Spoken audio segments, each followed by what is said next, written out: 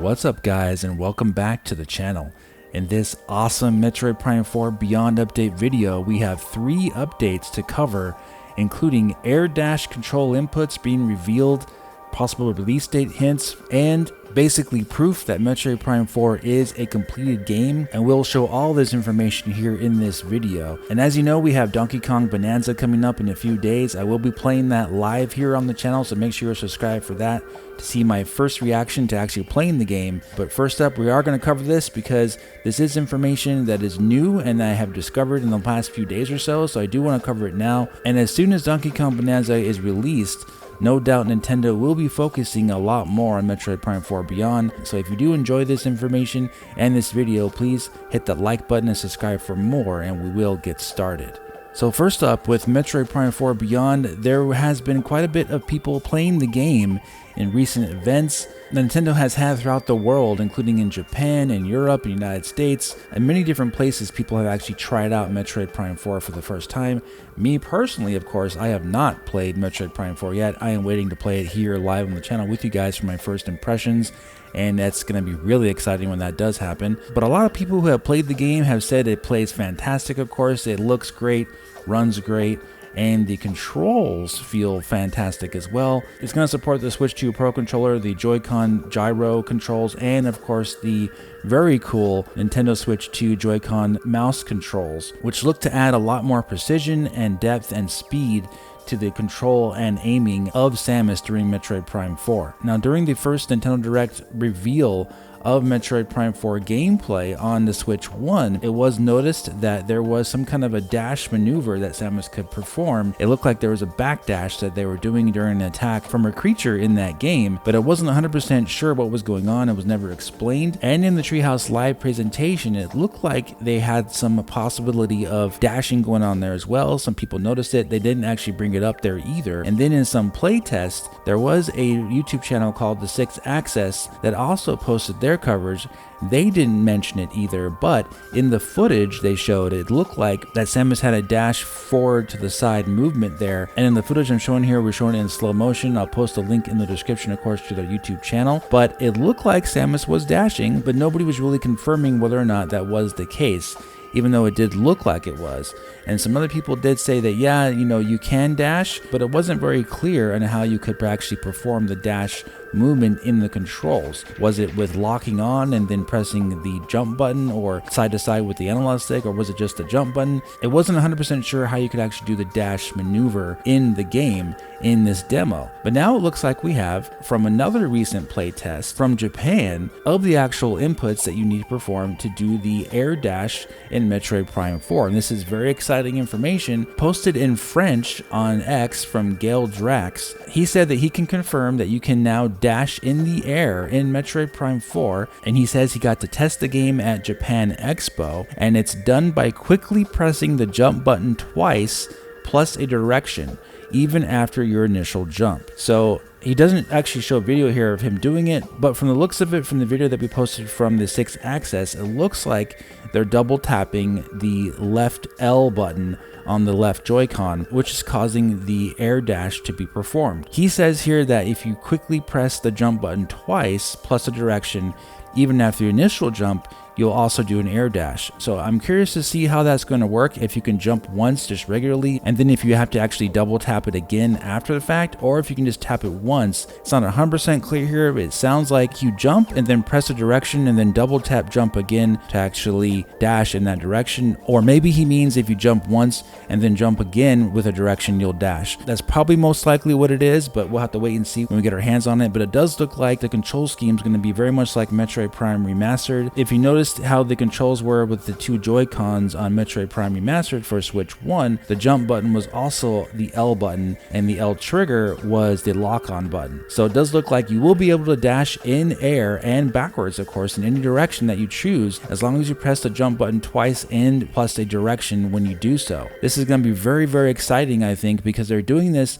in the beginning of the game here. They're showing it in the demo. But as you know, since this is a Metroid Prime game, quite possibly this ability will be taken away from you after you complete that initial opening sequence, which has been confirmed that is the beginning of Metroid Prime 4. Since usually what happens in Metroid Prime games, you get all your abilities taken away, or a lot of them taken away. So it is possible you could lose the ability to actually air dash or dash once you leave that first initial area, but we just don't know for sure. Maybe you will keep that ability and you'll just have Samus's psychic abilities added to you when you go to the new planet. Either way, it sounds very easy to do, and it's going to be very, very useful since you couldn't do that in other Metroid Prime games. And this is something that I talked about quite a bit over the past few years, that I would love to see all this development time and, you know, effort being put into this game. All these developers from past experiences with Call of Duty and games like Crysis and other things that they worked on in Halo, for example. It would be nice to have a lot more movement options in Metroid Prime 4, and it does look like we will be getting that.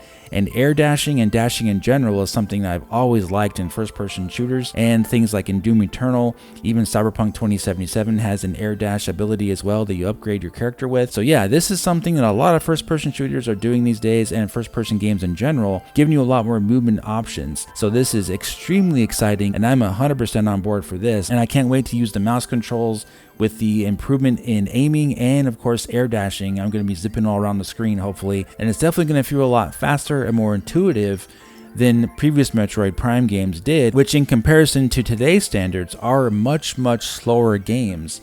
So this will actually be an option that people could use if, of course, you want to play that way. Probably it's going to be something that's optional, but it will be something that will help you get around enemies quicker and to dodge attacks a lot faster and get to where you need to go across the screen, possibly to reach other areas of the game without using just your psychic abilities as the direct showed. So suffice to say, this is something I'm really excited to try out for myself, and I hope you guys are as well. Now next up, what about the state of the game? Is the game completed? Is it just waiting for Nintendo to release it? Or is Retro Studio still actually working on it and hiring people to work on the game? We do now have an answer. It looks like, according to Retro Studio's own page, that the game is basically done. They are no longer hiring for this game anymore. If you look on their job page on their website, they do have an application there sitting there, but it's just a general generic application.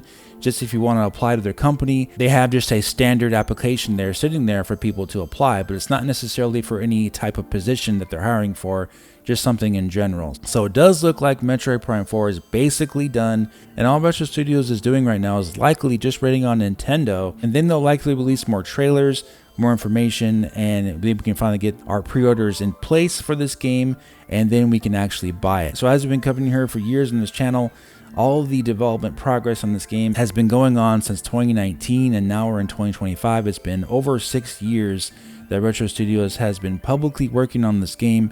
They are now done, and they're ready to wrap it up and put a big fat bow on this game and release it, and we're going to obviously eat it all up. And finally, that prime rib, right? Very exciting times. But what about the release date? We're waiting for that release date to be published, right? And likely, as we talked about, after Donkey Kong Bonanza is released and maybe a few weeks go by, Nintendo's going to probably start pushing for the next big game, which is likely going to be Metroid Prime 4, and we're going to get that release date. But when is that release date going to be? A lot of people have speculated it could be in September, it could be November. And the reason why people don't think it's October is because that's when the Pokemon game comes out.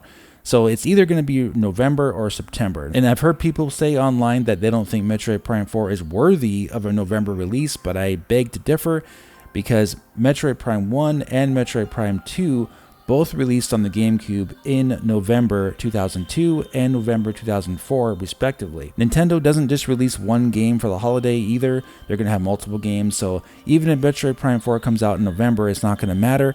It's going to sell its copies either way to its fan base. Yes, we know Metroid Prime is not the biggest selling franchise, and people have been waiting quite a long time for this game. There's going to be a lot of hype for it though, and being a big November game could actually propel this game to really, really huge sales on Switch too. But we'll have to wait and see, of course. I would love to be playing the game in August or September, but if they do release it in November, it would make a lot of sense. And the reason for that is because of what just happened recently on Amazon with the Metroid Prime Trilogy retrospective art book being delayed yet again to October 28th, 2025. According to Amazon, this will now be released at the end of October. So this covers the artwork of Metroid Prime 1, 2, and 3, and this is actually being released in collaboration with Nintendo and Retro Studios. And they keep pushing this back ever since it was announced in 2024. And quite possibly this could be when we get the releases for Metroid Prime 2 and 3 to coincide with this release of this art book to commemorate the original trilogy before Metroid Prime 4 comes out. Now I want to make it clear this is just speculation, but based on the timing and marketing this will likely have, it does make sense that Nintendo would release Metroid Prime 2 and 3 to go along with the already released Metroid Prime Remastered, possibly having a 4K version for Switch 2, we don't know, and then having all those Switch 2 versions ready to purchase separately or together in a package before Metroid Prime 4 comes out. It would make a lot of sense due to the release date timing of the trilogy art book being in late October, and then in November they could release Metroid Prime 4 to wrap it all up, which will then complete the big marketing push for Metroid Prime 4. That would be my guess as to what Nintendo would be doing here based on this release date for the visual retrospective of Metroid Prime trilogy.